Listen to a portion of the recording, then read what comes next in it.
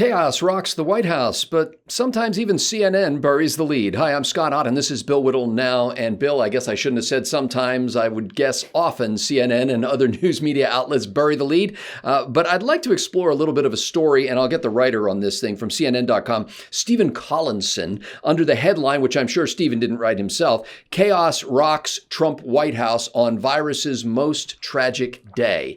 And Imagine my surprise. I'm going to go through a quick rundown of the chaotic things that he said happened on this, that were rocking the White House on this day, and then what I think is the buried lead, and then just kind of get a long-term view on how this goes forward.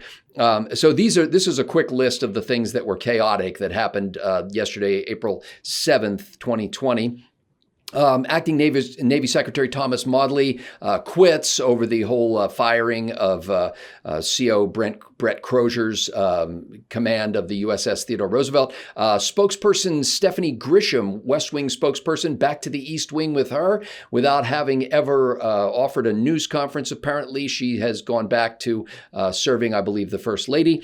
Her replacement, Kayleigh McEnany, apparently recently said thanks to President Trump, quote, "We will not see diseases like the coronavirus come here," end quote. President Trump fired the oversight watchdog for the $2.2 trillion economic rescue package. And let's see, the president said that he put a hold on World Health Organization funding, meaning U.S. funding to the World Health Organization, because WHO had botched the response to this. And then later he said, well, he's thinking about putting a hold on it. He also had previously said he'd put a very powerful hold on that. And Larry Kudlow, the economic advisor to the president, says that the small business rescue plan is off to a bad start, while President Trump called it a big success. There were other things, Bill, but it was really kind of in the little tit-for-tat news conference thing where the president's always provoking the media and the media's provoking the president, and they're carrying on their little adversarial game. But these are the grab bag of things that they said accounted for this chaos rocking the White House.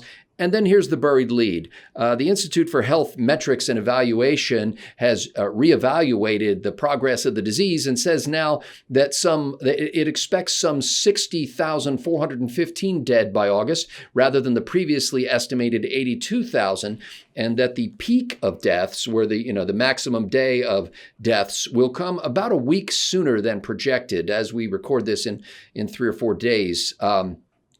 So, Bill, to me, it would seem that if you had a major institute that had made a projection of 82,000 deaths, and now they've downgraded that to about 60,000 deaths, that might be the lead, no? Yes. And your dear boy, down to 62,000 from 80,000, which was down 60,415 for precision purposes, down from 82,000. From 80,000 down to 60,000 because of all the bumbling and incompetence. But wait, the 80,000 was revised down from 240,000 just a few days earlier. But wait, the 240,000 was revised down from about 500,000 or 600,000 from a few days before that. But wait, the total number expected in the U.S. would be in the millions based on the 500,000 deaths originally reported by the Oxford study by Dr. Ferguson. So we've gone from 2 to 3 million deaths down to maybe under 1 million deaths, down to perhaps as low as 500,000 deaths, to 200,000 deaths, to 80,000 deaths, to 63,000 deaths. The man is an utter incompetent and needs to be replaced right away. Now, in fairness, we're looking at different organizations' estimates of what would happen. The Imperial College estimate of that 2.2 million, I think it was at one point, is one estimate. This Institute for Health Metrics and Evaluation had that 82,000. Of course, but those, yeah, fine. But so what? Those numbers were out there. Those numbers were being touted and promoted by the media. And this is why they're stuck in their own trap. And this is why they're trying so desperately to bring up this idea that we botched the response. They were telling everybody that 4 or 5 million people were going to die. And maybe they would have. And then all of a sudden the number gets revised down. Then it gets revised down and down and down and down and down. And the fewer people die, the worse it is for their ability to portray Trump as an incompetent. And so they have to continue to increase the volume, and on it goes. I just just for the sake of reference, yesterday I did a Chronosphere Lounge episode 19 called my wild, unpopular coronavirus crisis thesis. And my thesis was, I hope everybody's sitting down. What if we are doing this as well as it could be done? What if we did it as best as we possibly could? As a matter of fact, what if we did it so well that these numbers continue to come in lower and lower and lower? When I say we, I don't mean just President Trump. What if Gavin Newsom's order to lock down California was the right thing to do? What if Governor Cuomo is doing the best job he possibly can? What if Trump's doing the best job he can? What if Dr. Fauci reversed his opinion on things because the data changed? What if the models were revised downward?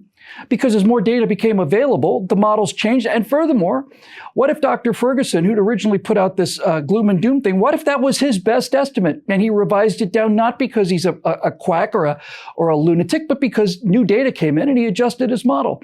What if all of this was the best that it could be done? What if social distancing is working so well that according to this temperature data, in terms of recording people's body temperatures and flus, what if we're not only well below what we would have seen if we hadn't done things, but we're at about 15% of what we would see in terms of fevers just as a result of seasonal flu? What if, just as a crazy, nutty, wacky theory, what if, on the whole, we handled this really, really well? What if our mortality figures are per capita lower than anywhere else in the world? Because they are, and they're going to be. What if all of this is a result of competent actions taken not just by the president and not just by Democrats? What if? If that's the case, and it is the case, then we are going to find that the only sector of this society that failed to step up is the media, which has been unbelievably uniformly not just awful but evil. Evil in the sense that they were so sure that they knew what was going to go happen that they decided to scare the American people into absolute blind terror. Evil in the sense that now, since they don't have anything that they can complain about in terms of the fact that the numbers are lower, the deaths are lower, the peaks are coming sooner and flatter, therefore, we have to constantly ramp up the fact, they're low, but they would have been next to nothing if Trump had only acted a week earlier or so on, and so on, and so on, and so on. Bill, I think what you're suggesting here, though, just absolutely eviscerates our entire profession, because if we went into every situation saying... What profession? Saying what profession? The profession that we are engaged in right now, you and Which myself. Which profession? So name it. As we are making commentary on the news and commenting on we're not the talking about commentary of newsmakers, what if you go into this with the assumption that everybody is doing, first of all, that everybody means well, and secondly, that everybody is doing the best that they can given the information that they have, then that essentially guts the entire divisive political nature of debate in this country, does it not? First of all, what I do is opinion. And you help me do opinion because I'm dealing with philosophical issues. I'm not pretending to be a reporter. I'm an opinion guy. And the news is presumably filled with people. And I noticed when you said our job is commentary, you didn't say our job is journalism. Their job is journalism. And as journalism goes, it is the most catastrophic failure I have ever seen. It is an absolute national disgrace. And as things what if they're continue, doing the best they can and they they're mean well? Not. They're not doing the best they can. Why is it only they who are not doing the best they can, but everybody else is? Because journalism is the only part of this that is supposed to be restricted to what is actually known and knowable. And that means that journalist stories should be changing. And it means that journalism should be covering what's happening now and should be talking about it in an equal and fair fashion. And that's not what's happening. Reporters asking Donald Trump questions are not asking questions for information. These are not questions. Anybody who's seen one of these press conferences know that they're not asking questions. They're making statements. They're making accusations. They are functioning as prosecuting attorneys in a court case that they've already decided the outcome of. And that is not journalism. If they were all opinion people, then you could do whatever you want to. And you would and that's exactly what the American people are doing, is they're relegating them to the position of just partisan hacks. When I say if that fence is just down, Bill. I mean, there was a time, as you know, way back when we were kids, when you were watching the news, and not only was there a clear delineation between what was supposed to be news and what was supposed to be opinion, they would literally, I don't know if you remember this, at the end of a newscast, when they had a commentator giving his opinion, his signature would appear on the bottom of the screen to basically say, this is what I believe. Yeah. Now, like I watch a lot. I've got CNN streaming here on a second monitor in the studio most of the time here. And I've noticed that there really isn't that line at all anymore. And I don't know whether these CNN anchors, so to speak, are really pretending to be just news anchors. It seems like they're personalities and that they are pundits. And from time to time, they are giving just information. And other times they're throwing in their opinion, and there's no line between the two. And that's just the way the business is now. Precisely correct. And that's why what we see on a daily basis coming out of Washington is not a news conference. It's a trial. And they're not attorneys. They're supposed to be journalists. And I think, frankly, that if this entire purpose of a news conference is to disseminate information, then people that show that they're not interested in disseminating information, they're only interested in prosecuting a case, I think those people should be excused out of that press conference and not be let in again. That doesn't mean they don't have access to the information. They can cherry pick it on the outside when it's released. Any presidential news conference, and this goes throughout history, this is not just President Trump, but any presidential news conference is really an effort by the White House to position the White House and the presidency in a certain way. It's not to get out there and strictly give factual information. It is to say, we're in charge, we're handling things well, you can trust us. In an election year, it's saying, hey, this guy is worth your vote the next time around. So there's a dance going on both sides of this, isn't there? No, the president is, look, a press conference is when, at least in these coronavirus press conferences, here's what's going on today with this ongoing pandemic. Here are the facts, here are the statistics, here's where we think we are, here's where we think things are going.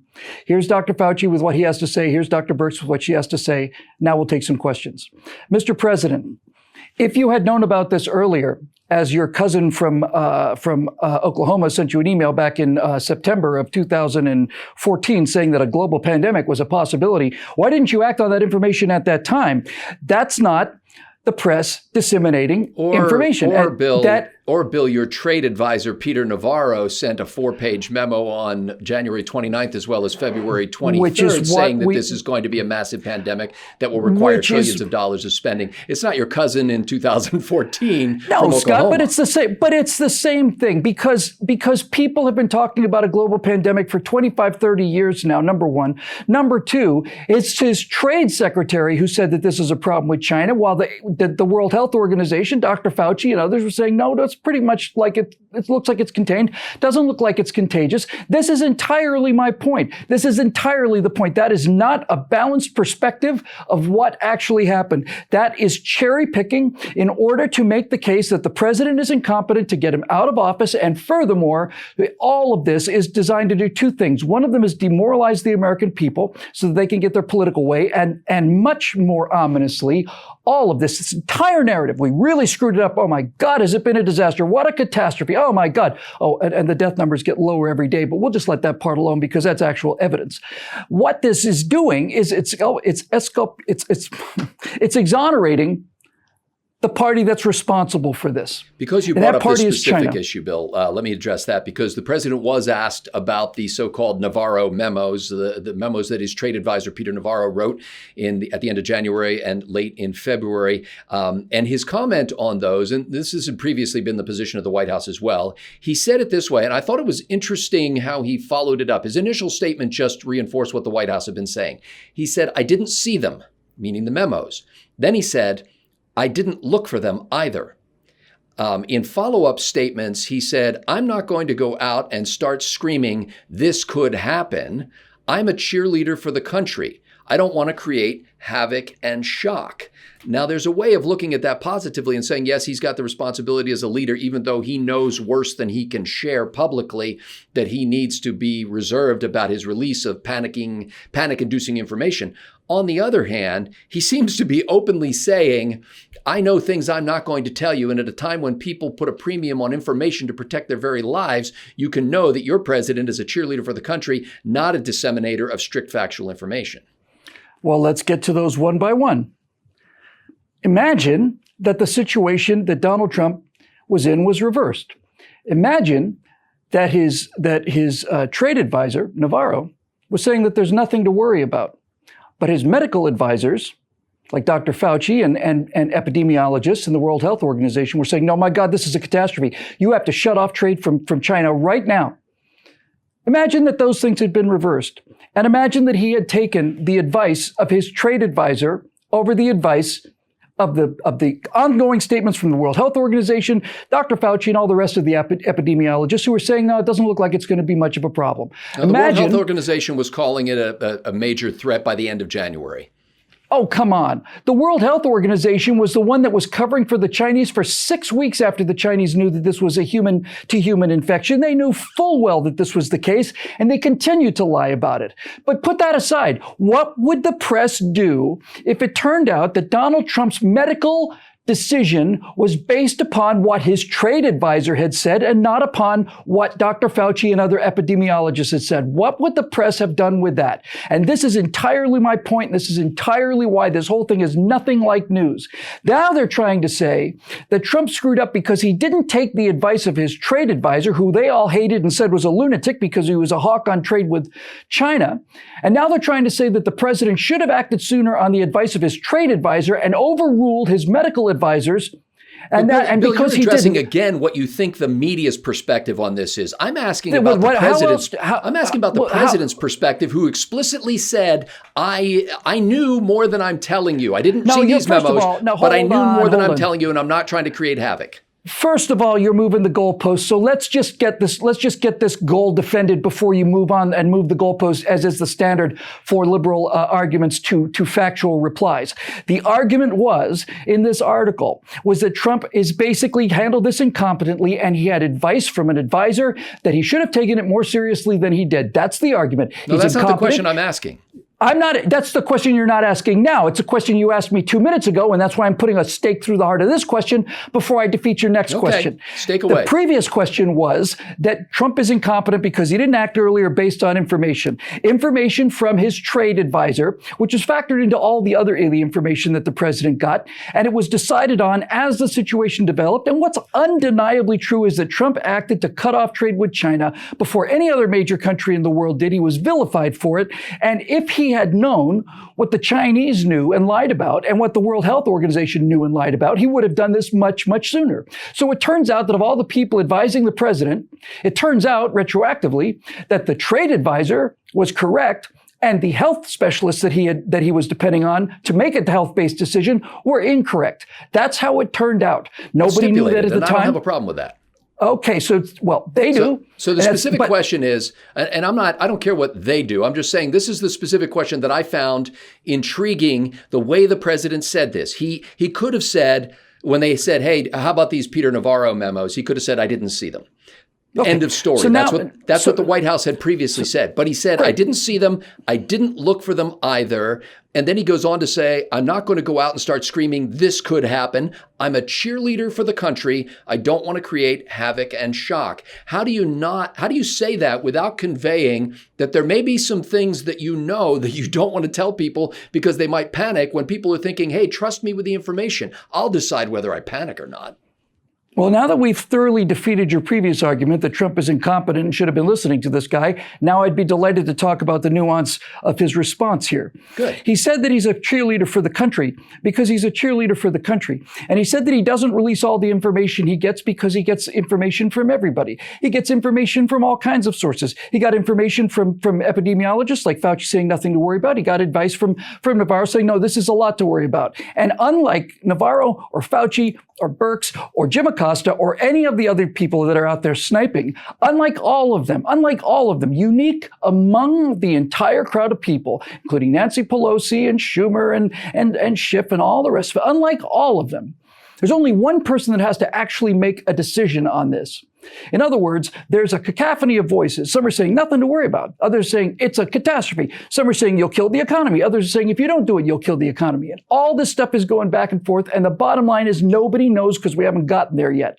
So Donald Trump has to make the same kind of decision that every president has to make. He has to look at all of the advice and the input that he's receiving from God knows how many sources and use his own lights, his own decision-making ability. And you can say, well, I trust my gut. Oh, he trusts his gut. How come he's not listening to his head? He's listening to his head. He's got 10,000 voices in his head. When he says he trusts his gut, he's using a lifetime of experience in weighing contradictory information, just like every single one of us do. Every single one of us that are thinking anyway. I exclude the media from this.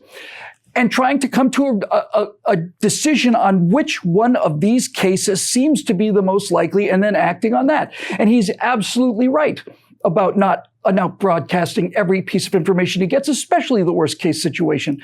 If the president announces the worst case situation, then put the press aside, and I wish you would. I wish you put him on another planet, someplace that is more amenable to their particular IQs and attitudes.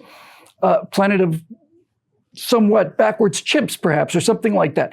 But the president has to make a decision. He has to decide what to do. And his decision is exceedingly complex. He has to decide how much of this let me rephrase that. How alarming do I have to make this to get the people's attention and for them to realize it's serious without them absolutely panicking because they've heard from the president of the United States that this is the end of the world? That's a calculation he has to make on an ongoing basis. And every single step he makes is being criticized, watched, second-guessed, and so on. So he has to make that decision, no one else. If we were to take a look at the record of what CNN had reported as fact from the beginning of this virus, we would see that the number of 180-degree turns they have made on things like, let's just say hydroxychloroquine, for example, would make your head snap. And they're not held accountable to this. They don't have to live up to those standards. They simply attack wherever they see an opportunity to attack. And it's easy to do when all you have to do is point out what somebody did wrong based on what happened when nobody knew what was going to happen. It's dishonest. It's not journalism. It is destructive for the morale of the country. And more than anything, it is designed to exonerate the people who put us in this situation in the first place. And that's what it's all about. And we can talk about the details of this all we want to, but the press is the enemy of the American people. If they were not the enemy of the American people, they would be doing things like trying to get accurate information out there, taking their personal bias out of things, acknowledging that things like hydrochloroquine had a tremendous success of non-scientific but actual real-world trials. And they would have presented that information that way instead of saying, the president killed somebody because somebody drank a fish tank cleaner because he told them to. That's not journalism. It's nothing like journalism. And it has got to come to an end. And it is coming to an end. I'm not going to shut it down. The president's not going to shut it down. There's not going to be an anti-media act. There's not going to be an accuracy in media legislation. They're finished because they don't sell news. They sell credibility. They have none left. They're the worst people in the country. They're the only people in the country that are absolutely panicked, absolutely partisan, absolutely gutless, moralist cowards, and they are finished. And we are finished. Ladies and gentlemen, we are grateful for the members at BillWhittle.com who provide the lion's share of the funding to make this programming possible. That band of brothers and sisters is growing daily as new people sign up at BillWhittle.com using that Become a Member link. We also appreciate our friends over at the Patriot Post who are making available to you right now, by clicking the link in the description below, a Patriots Primer on American Liberty for free. In addition, you get the free Primer on American Liberty by signing up for their free email alerts. So it's double free. And you're going to be glad that you signed up for those email alerts, because the Patriot Post provides some of the best news and commentary and some of the funniest memes on the internet. You will be grateful to us, and we are grateful to them that all of this is happening. If you haven't signed up as a member yet, do so now. If you haven't clicked the link for the Patriot Post, do so right now. What do you got? Something else to do right now? Come on, you got a little time.